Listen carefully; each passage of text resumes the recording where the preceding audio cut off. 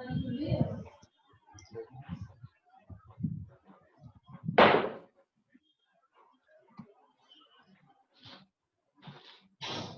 people believe that it is better to live and work in metro cities. ਕੁਝ ਲੋਕਾਂ ਦਾ ਮੰਨਣਾ ਕਿ metro cities ਦੇ ਵਿੱਚ ਰਹਿਣਾ ਤੇ ਉੱਥੇ ਕੰਮ ਕਰਨਾ ਜ਼ਿਆਦਾ ਵਧੀਆ। Others however think that small cities are better for living and working. ਤੇ ਕੁਝ ਦਾ ਮੰਨਣਾ ਕਿ ਛੋਟੇ ਸ਼ਹਿਰ ਜਿਹੜੇ ਆ ਜ਼ਿਆਦਾ ਵਧੀਆ ਕੰਮ ਕਰਨ ਲਈ ਤੇ ਰਹਿਣ ਲਈ। Discuss both views and give your opinion. Opinion ਇੱਥੋਂ ਕੱਟ ਲਓ। ਮੈਟਰੋ ਸਿਟੀ ਦੇ ਤੇ ਰੂਰਲ ਏਰੀਆ ਦੇ ਫਾਇਦੇ ਦੱਸਣੇ। ਹਾਂਜੀ ਰੂਰਲ ਨਹੀਂ ਮਤਲਬ ਕਿ ਜਿੱਦਾਂ ਨੌਨ ਮੈਟਰੋ ਸਿਟੀਜ਼ ਜਿੱਦਾਂ ਬਟਾਲਾ ਹੋ ਗਿਆ।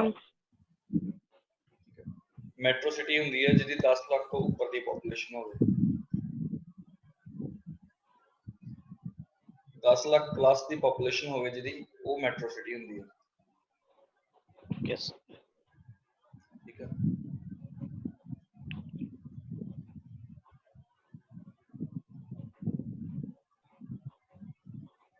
ਸਮਾਲ ਸਿਟੀ ਹੁਣ ਇੱਥੇ ਆਪਾਂ ਦੱਸਣਾ ਮੈਟਰੋ ਸਿਟੀਜ਼ ਦੇ ਵਿੱਚ ਰਹਿਣ ਦਾ ਕੀ ਫਾਇਦਾ ਹੈ ਜਾਂ ਫਿਰ ਕੀ ਨੁਕਸਾਨ ਹੈ ਤੇ ਨੌਨ ਮੈਟਰੋ ਦੇ ਵਿੱਚ।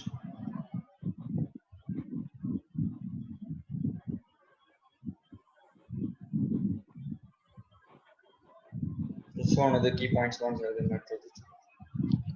ਮੈਟਰੋ ਫੈਸਿਲਿਟੀਜ਼ ਜ਼ਿਆਦਾ ਹੁੰਦੀਆਂ ਨੇ ਜਿਵੇਂ ਵੀ ਇੰਸਟੀਟਿਊਟ ਜ਼ਿਆਦਾ ਸਟੱਡੀ ਦੀ। More facilities such as educational jobs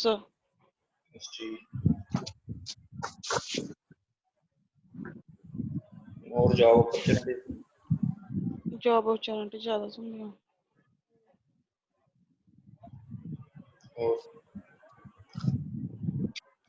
infrastructure transport facilities ਜ਼ਿਆਦਾ ਹੁੰਦੀਆਂ।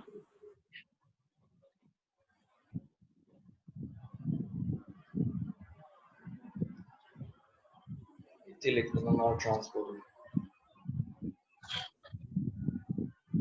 ਹੋਰ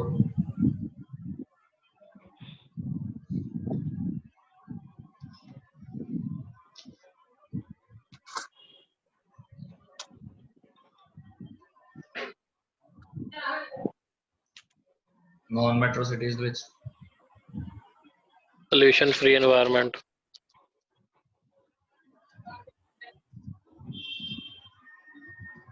no pollution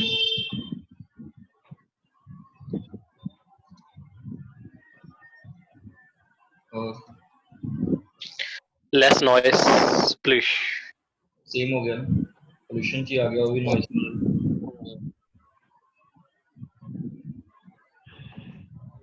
और कोई benefit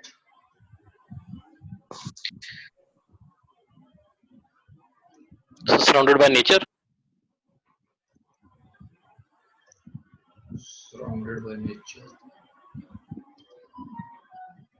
okay so surrounded means ਘਿਰਿਆ ਹੋਇਆ ਆਲੇ ਦੁਆਲੇ ਦੇ ਨੇਚਰ ਹੁੰਦੀ ਹੈ।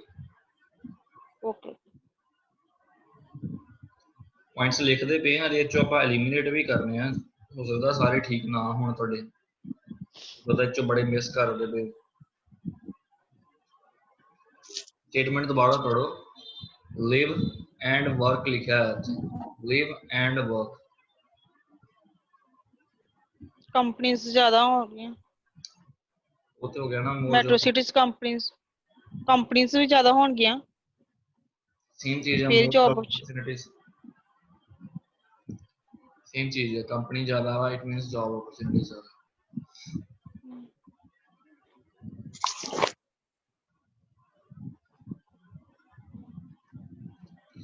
लो living expenses non metro agriculture farming खर्चा घट होगा ਮੈਟਰੋ ਚ ਐਕਸਪੈਂਸਿਵ ਹੋਏਗਾ। हाँ जी और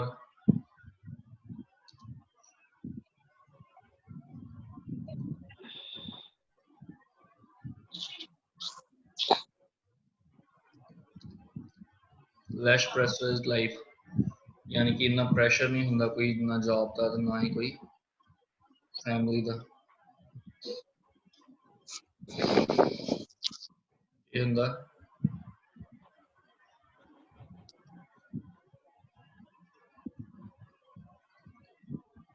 और कोई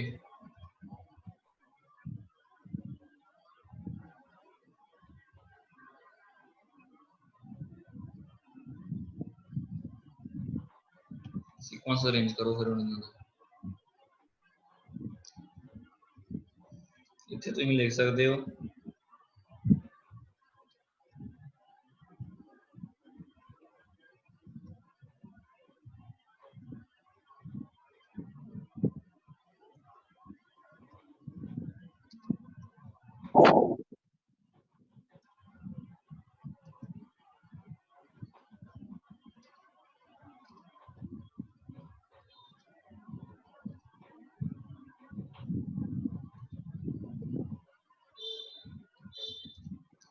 improved lifestyle due to abundance of amenities available improved lifestyle हो जाता है मतलब lifestyle ਵਧੀਆ ਹੋ ਜਾਂਦਾ ਹੁਣ ਜਿਹਨੂੰ ਆਪਾਂ explain ਕਰਦੇ ਹਾਂ explanation ਦੇ ਵਿੱਚ ਸਭ ਤੋਂ ਪਹਿਲਾਂ ਲਿਖ ਸਕਦੇ ਹਾਂ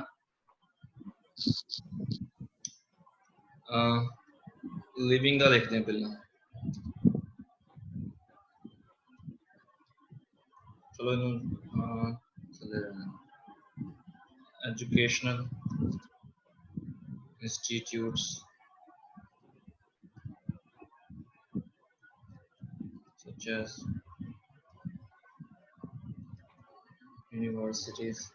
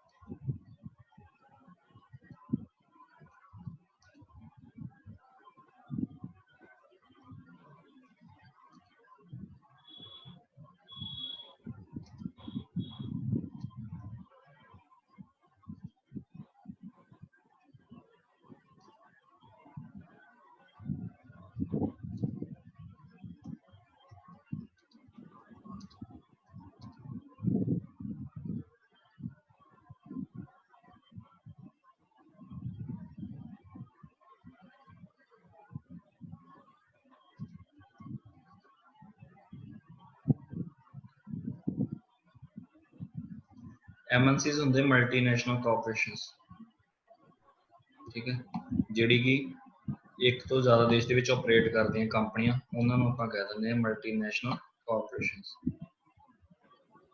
ਸਰ ਅਸੀਂ MNC ਲਿਖ ਸਕਦੇ ਹਾਂ ਕਿ ਫੁੱਲ ਫਾਰਮ ਲਿਖਣੀ ਪਏਗੀ ਨਹੀਂ ਲਿਖ ਸਕਦੇ ਉਦਾਂ ਕੈਪੀਟਲ ਦੇ ਵਿੱਚ ਲਿਖਣਾ ਪਰ MNCs ਠੀਕ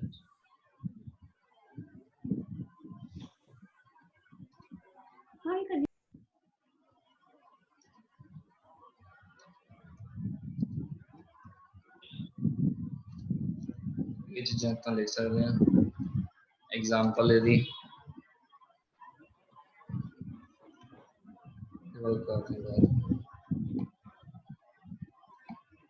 ਹੁਣ नॉन मेट्रो का लिखना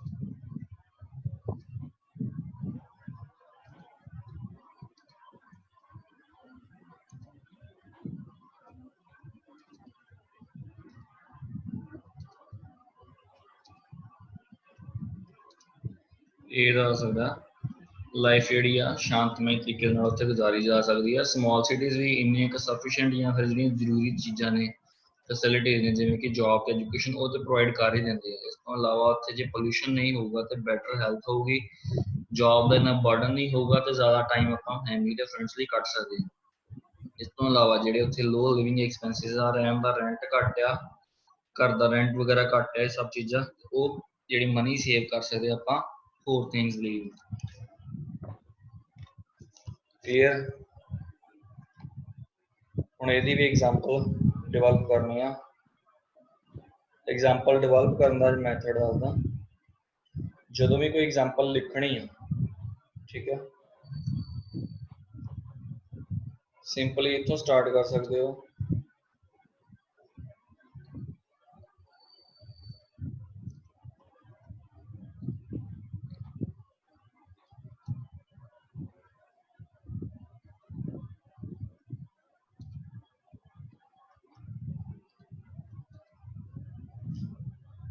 To evident my point of view,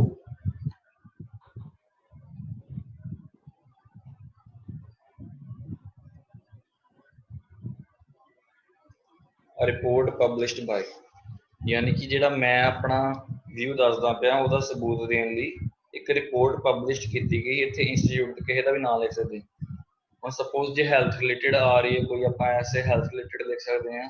ਉੱਥੇ ਆਪਾਂ ਲਿਖ ਲਾਂਗੇ ਰਿਪੋਰਟ ਪਬਲਿਸ਼ਡ ਬਾਈ WHO, ਠੀਕ ਹੈ। ਇਦਾਂ ਲਿਖ ਕੇ report published by dash states that.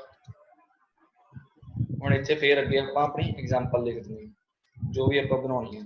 ਇਹ 'ਚ ਨਾਰਮਲੀ ਆਉਂਦਾ ਕੀ ਆ, number plus statement view plus point 1,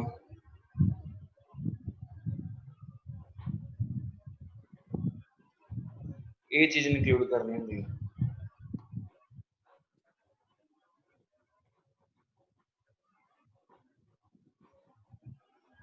ਜੇ ਪਹਿਲੇ ਵਾਲੀ ਐਗਜ਼ਾਮਪਲ ਲਿਖਦੇ ਪਏ ਹੋ ਤੇ ਉਹਦੇ ਵਿੱਚ ਪਹਿਲਾਂ ਇਦਾਂ ਲਿਖਣਾ। ਹੁਣ ਇਹਦਾ ਮਤਲਬ ਆ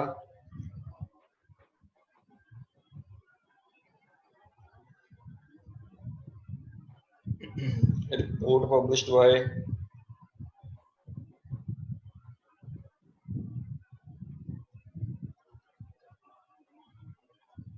ਹਾਊਸ।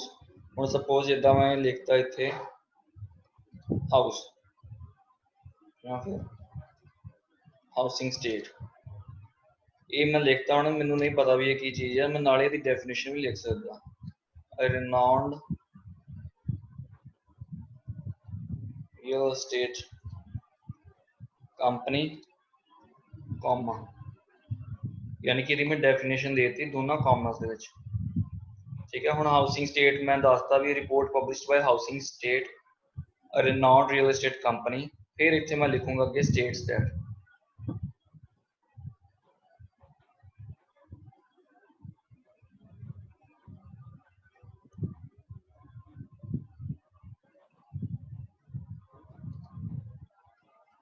ਹੁਣ ਇੱਥੇ ਨੰਬਰ 89% ਪਾਤਾ ਮੈਂ। Suppose states that, statement view states that people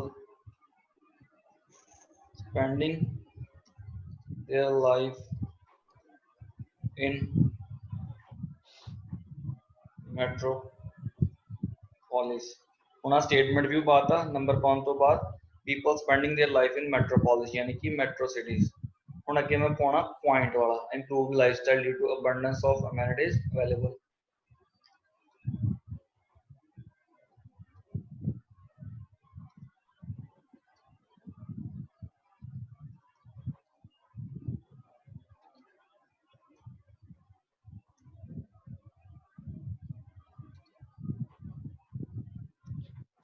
ਸਾਰੇ ਇਸੇ ਐਸੇ ਚ ਲੈ ਸਕਦੇ ਕਿ ਹੋਰ ਸਾਰੇ ਐਸੇ ਚ ਲੈ ਸਕਦੇ ਇਦਾਂ? ਸਾਰੇ ਐਸੇ ਆ ਜੀ।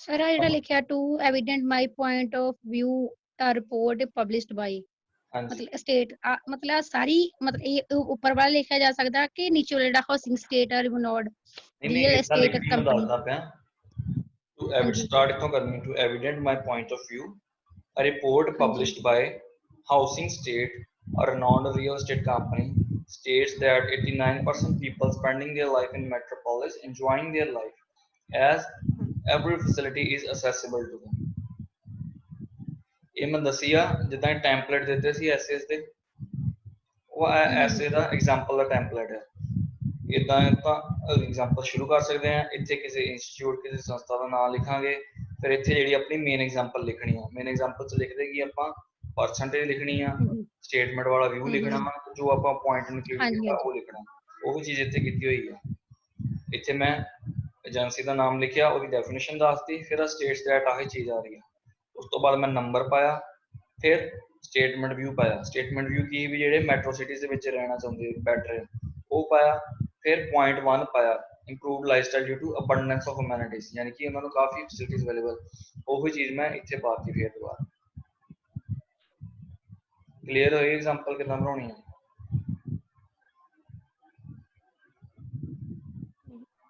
ਨਹੀਂ ਸਮਝ ਲੱਗੀ ਇਹਦੀ ਸਰ ਨਹੀਂ ਸਰ ਸਮਝ ਇੱਥੋਂ ਤੱਕ ਤੇ ਸਮਝ ਲੱਗ ਗਈ ਪਬਲਿਸ਼ਡ ਬਾਏ ਤੱਕ ਫਿਰ ਅੱਗੋਂ ਸਮਝ ਨਹੀਂ ਲੱਗਣੀ ਕੁਛ ਵੀ ਆਹ ਤੇ ਲਿਖਣੀ ਹੈ ਨਾ ਇੱਥੇ ਪਬਲਿਸ਼ਡ ਬਾਏ ਤੱਕ ਅੱਗੋਂ ਫੇਰ ਨਹੀਂ ਪਤਾ ਲੱਗਣ ਡਿਆ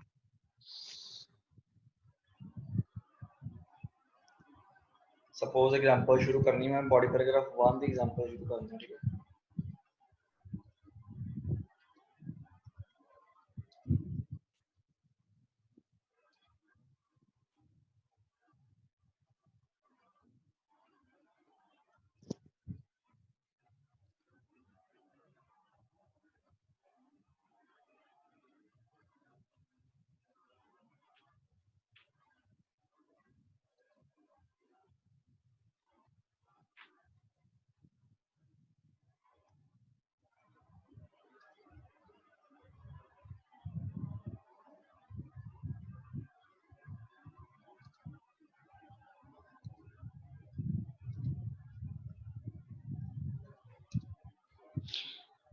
ਸਰ ਜਿਹੜੀ ਉੱਪਰ ਫਿਲਅਪਸ ਦੱਸ ਛੱਡੀਆਂ ਤੁਸੀਂ ਜਿਹੜੇ ਨੀਚੇ ਲਿਖੇ ਉਹ ਫਿਲਅਪਸ ਵਿੱਚ ਐਡ ਕਰਨੀ ਸੀ ਹਾਂਜੀ ਓਕੇ ਓਕੇ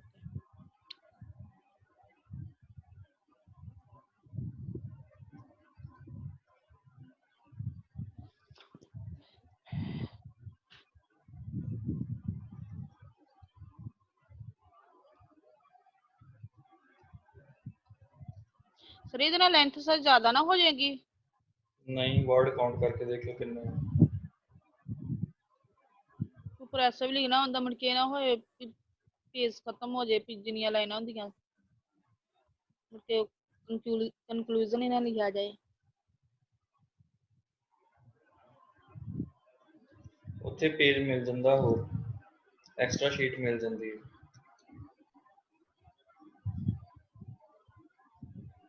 ਆ ਐਗਜ਼ਾਮਪਲ ਪੜੋ ਹੁਣ ਪਹਿਲਾਂ ਪੜ ਲਓ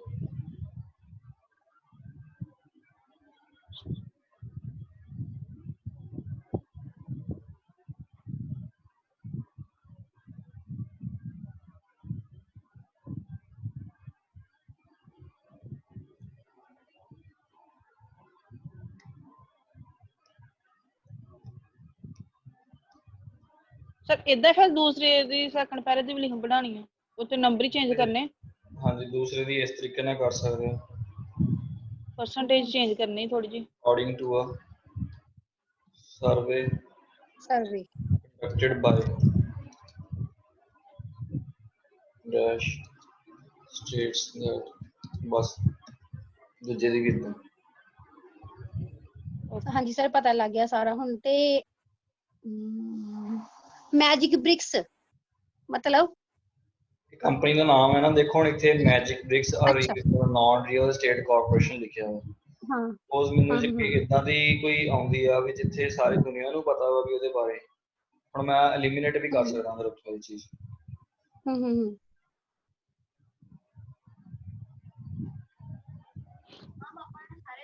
ਜੇ ਮੈਂ WHO ਲਿਖਤਾ ਸਾਰਿਆਂ ਨੂੰ ਪਤਾ WHO ਬਾਰੇ ਉਹ ਮੈਂ ਡੈਫੀਨੇਸ਼ਨ ਉਹਦੀ ਐਲੀਮੀਨੇਟ ਕਰ ਸਕਦਾ ਸਪੋਜ਼ ਜੇ ਤੁਸੀਂ ਕੋਈ ਇਦਾਂ ਦੀ ਕੰਪਨੀ ਇੱਥਾਂ ਦੀ ਇੰਸਟੀਚਿਊਟ ਦਾ ਨਾਮ ਲਿਖਣ ਲੱਗੇ ਹੋ, ਵੀ ਹੋ ਸਕਦਾ ਵੀ ਸਾਰਿਆਂ ਨੂੰ ਨਾ ਪਤਾ ਹੋਵੇ, ਜਾਂ ਫਿਰ ਕੋਈ ਅਨਕਾਮਨ ਜਿਹਾ ਵਰਡ ਜਿੱਦਾਂ ਮੈਜਿਕ ਬ੍ਰਿਕਸ ਆ, ਠੀਕ ਹੈ, ਜੇ ਆਪਾਂ ਇਦਾਂ ਪੰਜਾਬੀ ਚ ਮਤਲਬ ਕੱਢੀਏ ਤੇ ਇਹਦਾ ਕੋਈ ਮਤਲਬ ਬਣਦਾ ਨਹੀਂ।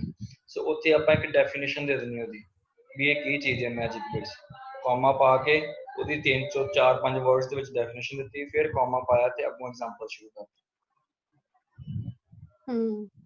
ਜਦੋਂ ਤੁਸੀਂ ਇਦਾਂ ਦੇ ਇੰਸਟੀਚਿਊਟ WHO UNESCO, ਠੀਕ ਹੈ, ਇਦਾਂ ਦੇ ਦੋਗੇ, ਆਕਸਫੋਰਡ ਯੂਨੀਵਰਸਿਟੀ, ਫਿਰ ਉਹ ਇੱਥੇ ਡੈਫੀਨੇਸ਼ਨ ਦੇਣ ਦੀ ਲੋੜ ਨਹੀਂ ਹੈ।